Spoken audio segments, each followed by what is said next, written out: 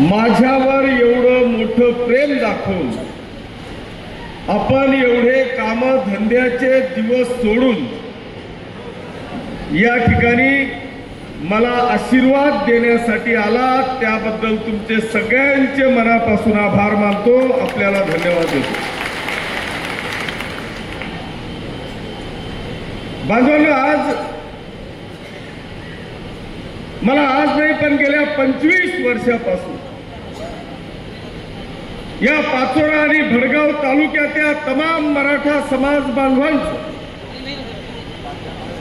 मी अभिनंदन करेल, कौतुक करेल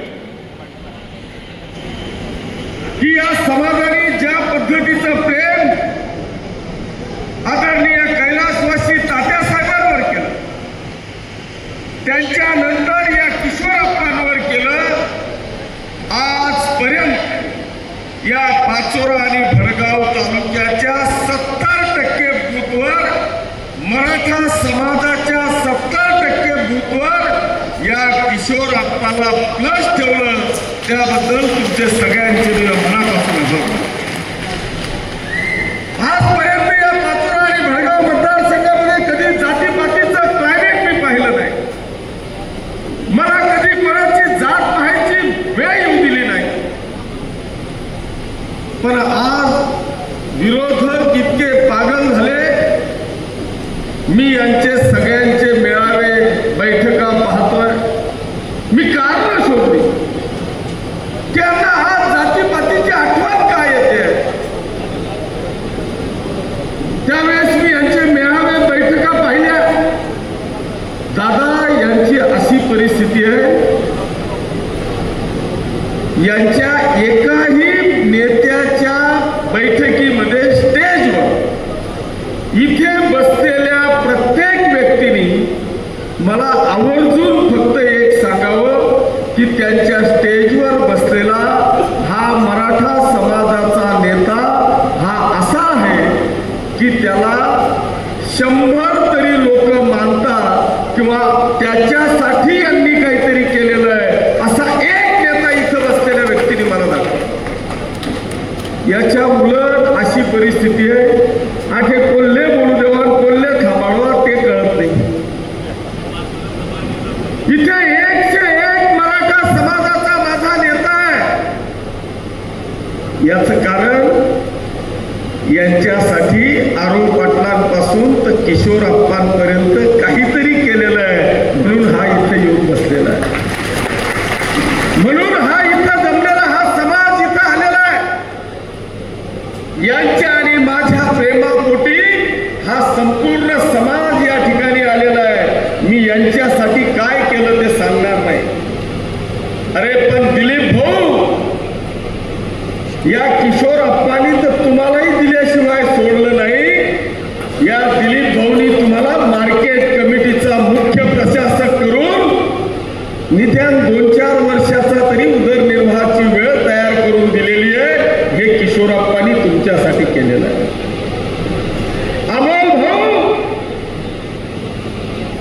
तुम्हाला राजकीय जन्म ह्या किशोरप्पांनी दिलंय, आरो तात्या, केम बापू आणि ओंकार अप्पांनी तुम्हाला कधीच उगू दिलं नव्हतं।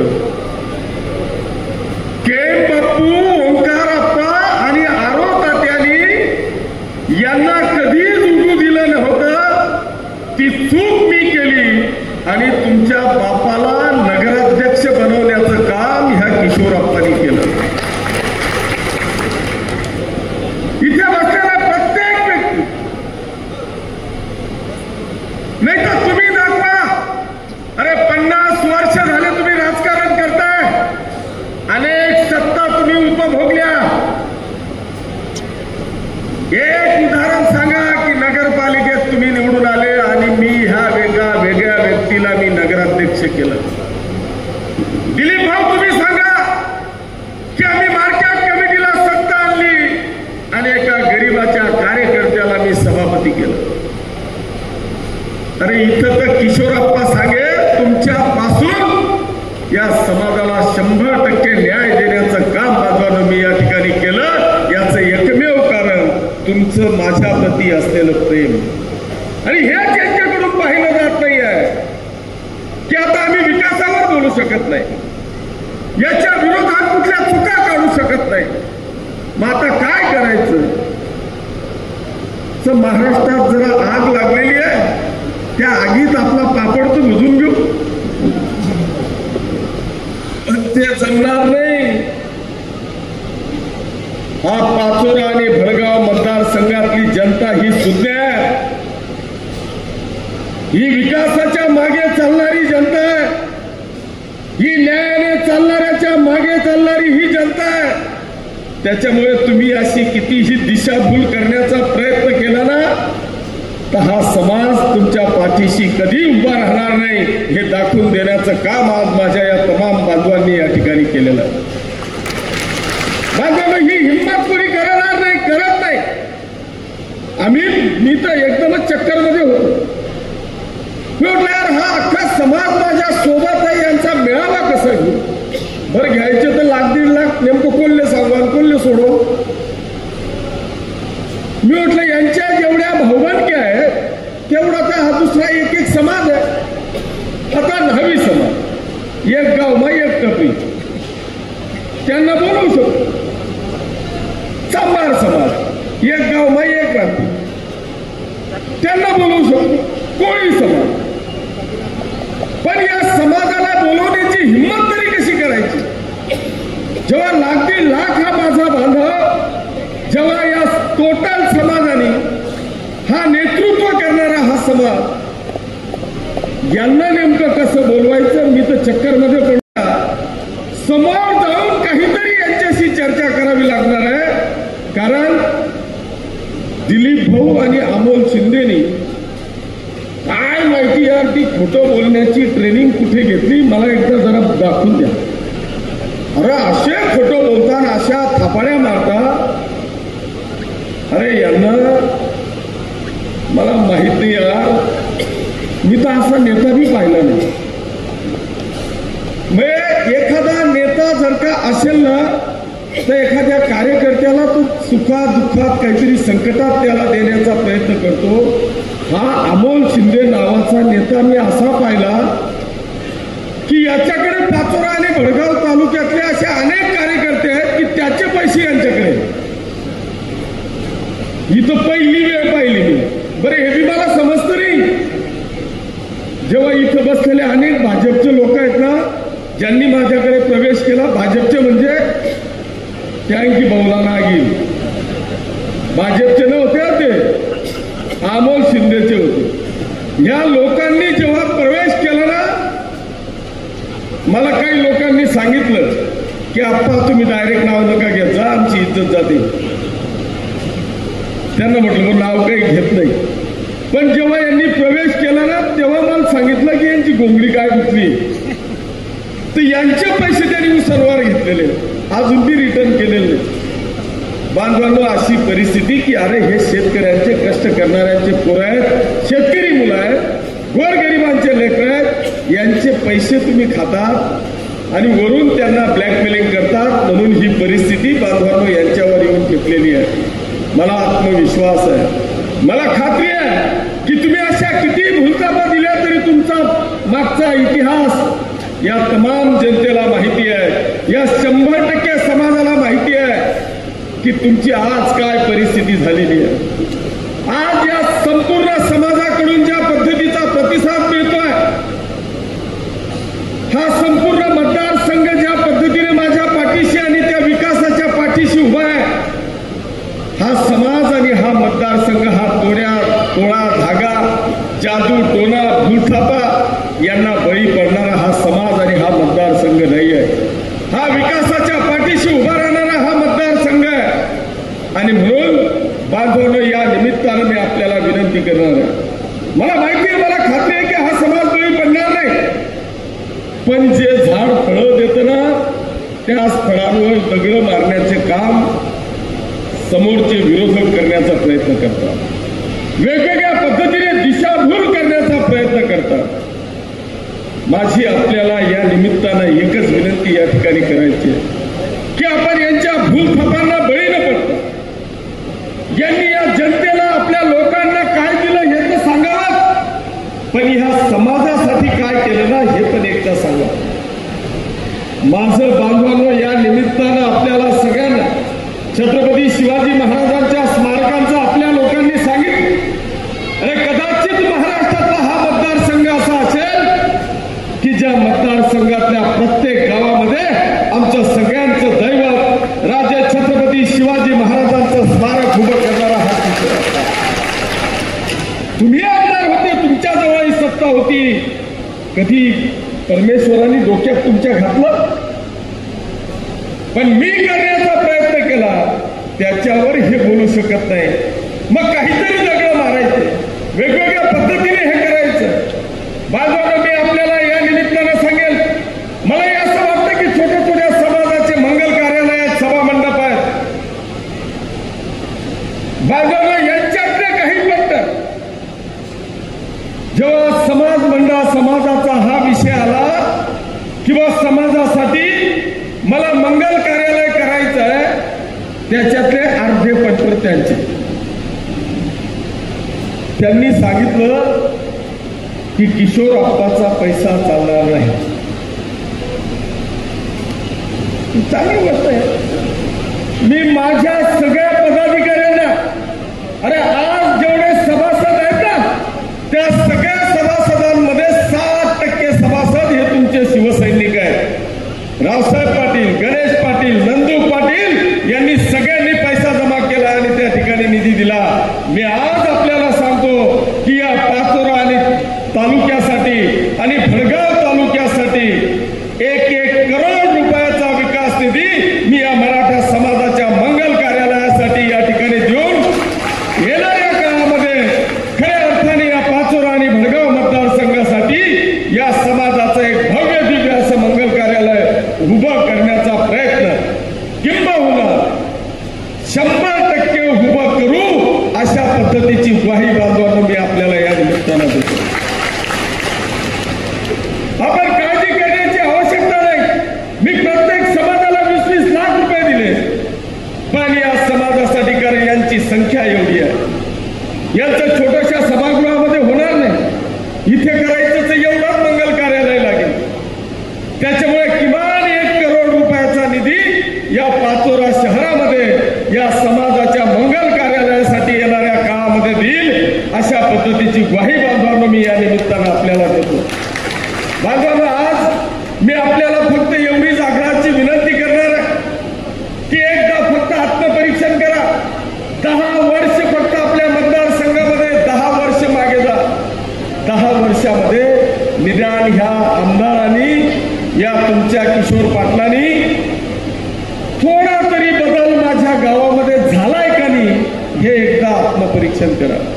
मग ते वीज असेल, पाणी असेल, रस्ता असेल, गटार असेल, जलसंधारणाची कामं असतील, हे कामं यांनी करण्याचा प्रयत्न केला का नाही हे जर का आपण आत्मपरीक्षण केलं तर आपला आत्मा आपल्याला सांगेल की होय, निश्चितपणे माझ्या गावामध्ये हे करण्याचा प्रयत्न केला. अरे एकही गाव असं नाही की त्या गावामध्ये 1 करोड रुपयापेक्षा कमी निधी बांधवांनो या ठिकाणी टाकला नाही. मला खूप वेळ आपला जास्त घ्यायचा नाही. मला प्रचंड आत्मविश्वास आहे की हा समाज ज्या पद्धतीने मागच्या 25 वर्षापासून या कुटुंबाच्या मागे उभा आहे, त्याच पद्धतीने येणाऱ्या काळात माझ्या सोबत एक खंबीरपणे उभा राहील यात माझ्या मनामध्ये कुठलीही शंका नाही.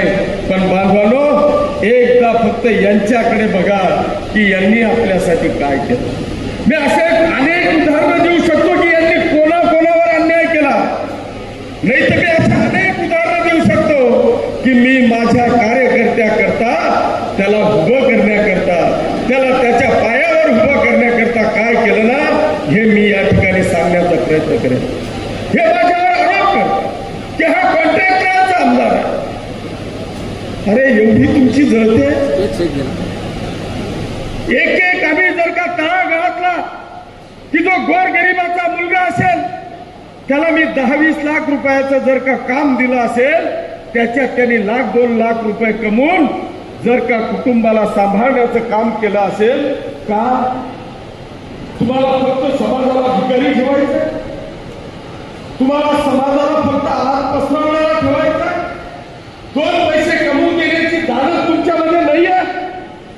म्हणून तुम्ही मला म्हणताय की हा कॉन्ट्रॅक्टरचा आमदार आहे. अरे हो, मी जर का या गोरगरिबाच्या मराठा समाजाच्या तळागाळातल्या कार्यकर्त्याला जर का काम देऊन माझ्यावर कॉन्ट्रॅक्टरांचा आमदार आहे असा जर का ठप्पा लावणार असाल ना, तर होय, मी कॉन्ट्रॅक्टरांचाच आमदार आहे. मला हे मंजूर आहे की मी कॉन्ट्रॅक्टरांचा आमदार आहे. नाही तर तुम्ही दाखवा ना काय केलं तुम्ही. अरे आमच्या बापाची ती बाजार समिती, त्या बाजार समितीमध्ये माझ्या मतदारसंघातल्या तमाम जनतेचा रक्ताचा पैसा त्या ठिकाणी आहे, घामाचा पैसा त्या ठिकाणी आहे. 20 करोड रुपयाची मालमत्ता तुम्ही कवडी मोल किमतीने घेतली. हे एकदा उत्तर या पाचोरा तालुक्यातल्या आणि भडगाव तालुक्यातल्या जनतेला अमोल शिंदे तुम्ही एकदा द्या. अरे एका काळी ज्या सुखरू अण्णा पाटलांचा फोटो तुम्ही वरती लावता ना, त्या सुखरू अण्णा पाटलांच्या कार्यकाळामध्ये या पाचोरा मतदारसंघाचं वैभव म्हणून महाराष्ट्रात वैभवशाली ठरलेला तो शेतकी संघ की जो सेंट्रल आहे, दिलीप वाघ, तुम्ही जरा या समाजाला उत्तर द्या. किती प्रॉपर्टी तुम्ही कितीला विकली आणि त्याच्यात किती मलिदा खाल्ला. अरे चोट्ट्यांनो, इकडे अमोल शिंदे चोट्ट्या करतो, तिकडे दिलीप भाऊ तुम्ही चोऱ्या करता आणि इकडे किशोर अप्पावर आरोप करता. अरे हा समाज इतका खुळा नहीं है, ये पब्लिक है, ये सब जानती है. त्याच्यामुळे हे जे काही केविलवाना प्रयत्न तुमच्या चाललेला आहे ना, हा प्रयत्न ही दुनिया कधी समजून खुळी नाहीये. बाजूला मी आपल्याला या निमित्तानं सांगेल की आज जर तुम्ही पाहिलं तर मी गावागावांमध्ये तर केलंच, पण भडगाव शहराची अशी परिस्थिती आहे की त्या भडगाव शहरवासियांची प्रचंड मागणी आहे म्हणण्यापेक्षा ती आवश्यकता आहे की मी आज जसं ग्रामीण भागामध्ये आता प्रत्येक गावात बाहेरून येणारा प्रत्येक व्यक्ती जेव्हा गावात एंट्री करेल ना, तेव्हा आमच्या दैवताला छत्रपती शिवाजी महाराजाला नतमस्तक झाल्याशिवाय गावात एंट्री करणार नाही, अशी परिस्थिती आपण निर्माण केलेली आहे. तीच परिस्थिती भडगाव शहरामध्ये या तिघही समाजाला, मग ते छत्रपती शिवाजी महाराजांचा भव्य असा पुतळ्याची निर्मिती मला करायची आहे, महात्मा ज्योतिबा फुलेंचा पुतळा निर्माण करायचा आहे, आणि तिसरा डॉक्टर बाबासाहेब आंबेडकरांचा तिसरा पुतळा या भडगाव शहरामध्ये मला निर्माण करायचा आहे. त्याची प्रोसेस मी चालू केलेली आहे. तीच परिस्थिती या पाचोरा शहरामध्ये आहे की ते बाबासाहेबांचा पुतळा झाला, छत्रपती शिवाजी महाराजांचा झाला, महात्मा ज्योतिबा फुलेंचं स्मारक झालं आणि छत्रपती संभाजी महाराजांचं स्मारक झालं. मला या दोघही स्मारकांवर छत्रपती संभाजी महाराजांचा पुतळा आणि बाबासाहेब महात्मा ज्योतिबा फुलेंचा पुतळा बाजूला येणाऱ्या वर्षभराच्या आत या पाचोरा शहरामध्ये निर्माण करायचा आहे. बाजूला मी आपल्याला या सगळ्या गोष्टी सांगताना मला खूप बोलायचं, पण वेळ इतका झाला की 2:15 झाले. प्रत्येकाची उत्सुकता होती की मी देखील 2 मिनिटं बोलावं, मी देखील आप्पांबद्दल काहीतरी सांगावं, आणि म्हणून जवळपास 2:15 बाजूला या ठिकाणी झालेलं आहे. त्याच्यामुळे मी जास्त वेळ घेणार नाही, पण आपल्याला निश्चितपणे एक गोष्ट नक्की या ठिकाणी सांगेल की ज्या गोंडगावला आमच्या कल्याणीवर एक 4 वर्षाची 5 वर्षाची ती चिमुकलीवर अत्याचार झाला. बाजूला मी मुंबईला अधिवेशन होतं, त्या अधिवेशनातून माननीय मुख्यमंत्री महोदयांचं त्या चिमुकलीच्या आई वडिलांशी बोलणं करून देण्याचा प्रयत्न केला, अधिवेशनातून बाहेर काढलं. त्या गरीबाच्या मुलीवर झालेल्या अत्याचारावर न्याय मिळवून देण्याचा प्रयत्न केला. अरे तिथं सुद्धा तुम्ही राजकारण करणं सोडलं नाही. तिथेही आज तुम्ही त्या गावामध्ये वेगवेगळ्या पद्धतीच्या अफवा उठवतात. काय केलं यांनी? जिथे मी फोन केला त्याच्यावर तुम्ही राजकारण केलं. मग संतापानावर झाल्यावर मी देखील एकाच्या म्हणजे ते मोबाईलवाले बी ते टीव्ही वाले बी थांबवू शकले नाही, इतक्या शिव्या आल्या. तो संताप होता, व्हायची वस्तुस्थिती होती. अरे एकाने तरी येऊन सांगा की त्या मुलीच्या कुटुंबाला न्याय सोडा, काही मदत द्यायची तरी दानत तुमची झाली की जो माणूस तिचा बाप अपंग तो पांढरा घेतला त्याचे परिणाम मला माझ्या मतदारसंघामध्ये विकासाच्या दृष्टिकोनातून दिसत आहे. 3000 करोड रुपयाचा निधी मी माझ्या मतदारसंघामध्ये आणलाय. मी इथं वीज आणवण्याचा प्रयत्न केला, पाणी आणवण्याचा प्रयत्न केला, रस्ते करण्याचा प्रयत्न केला, MIDC मंजूर केली, सूतगिरणी मंजूर केली, वेगवेगळ्या पद्धतीने रोजगार आणण्याचा प्रयत्न करतोय आणि अजूनही काहीतरी करायचं. बांधवांना एक घटक असा या महाराष्ट्रातला सुटला नाही. मला तर या ठिकाणी असं सांगावंसं वाटतं, मी एकदा फक्त तो नायक पिक्चर पाहिला होता अनिल कपूरचा, 1 दिवसाचा मुख्यमंत्री. मी चक्करमध्ये पडायचो की चला 1 दिवसात कुठे असं कोणी करू शकतं का? 1 दिवसात मुख्यमंत्री असं काही करू शकतो का? पण बांधवांनो, मी आता पहिल्यांदा प्रत्यक्ष पाहिलं की तो फक्त नायक होता. मला खऱ्या अर्थाने महानायक पाहायला मिळाला आणि त्यांचं नाव एकनाथ शिंदे साहेब आहे, की ज्याला खऱ्या अर्थाने या महाराष्ट्रातल्या तमाम जनतेचा कळवळ आहे, ज्याला तळागाळातल्या झोपीत राहणाऱ्या, मोलमजुरी करणाऱ्या, रिक्षा चालवणाऱ्या प्रत्येक घटकाची जाण आहे. आणि दुसऱ्या बाजूला उद्धव साहेब, तुम्हाला मातोश्रीच्या बाहेर काहीच माहित नाही. तुम्ही एका लेटर पॅडवर सही केली नाही, फक्त कोरोनाचं नाव तुम्ही पुढे सांगता.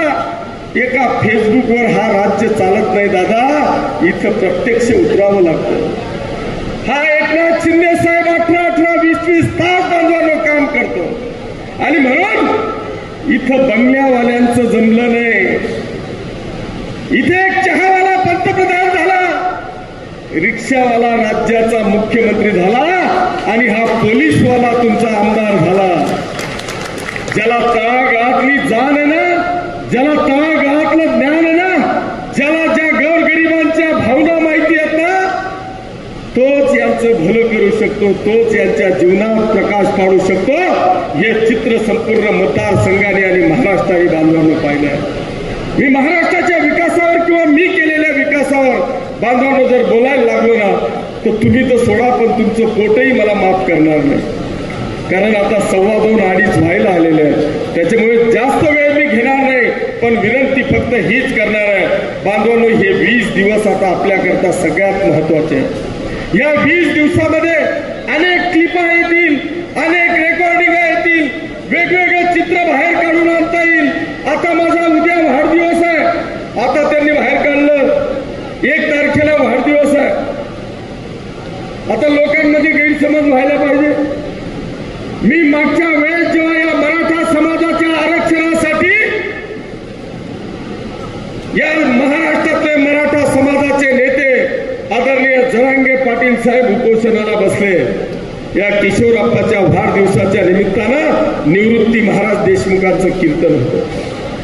माझा वाढदिवस होता, बॅनर लागले होते, पण मी सांगितलं की या मराठा समाजाला न्याय देण्यासाठी, अरे माझा वाढदिवस दरवर्षाला येईल, पण ह्या वर्षी मी माझा वाढदिवस साजरा करणार नाही, निवृत्ती महाराजांचा कार्यक्रम रद्द करणार आहे, माझं कुठेही बॅनर पोस्टर दिसणार नाही, माझा वाढदिवस मी रद्द केला.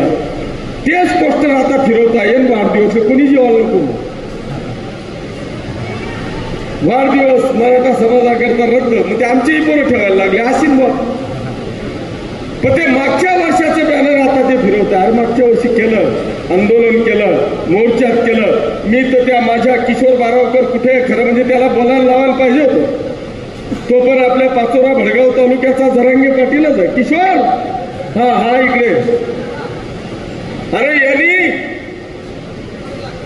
तुम्हीही मराठा समाजाचे होते ना, दिलीप भाऊ, अमोल भाऊ.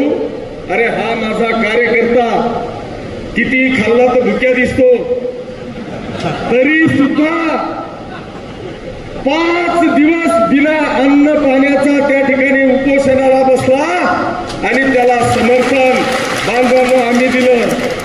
तुम्हाला तेव्हा दिसला नाही आमचा समाज? या समाजासाठी तेव्हा वाटलं नाही?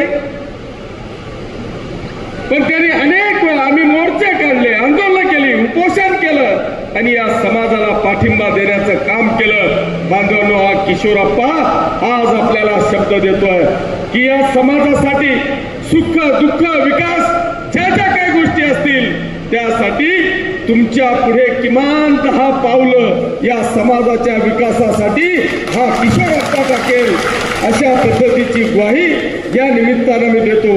आपण सगळेजण मोठ्या संख्येने उपस्थित राहिलात त्याबद्दल सगळ्यांचे आभार मानून माझा येणाऱ्या 20 तारखेला आपण प्रचंड मताधिक्याने मतदान करून 23 तारखेला गुलालाची उधळण करा, एवढीच आग्रहाची विनंती करतो आणि थांबतो.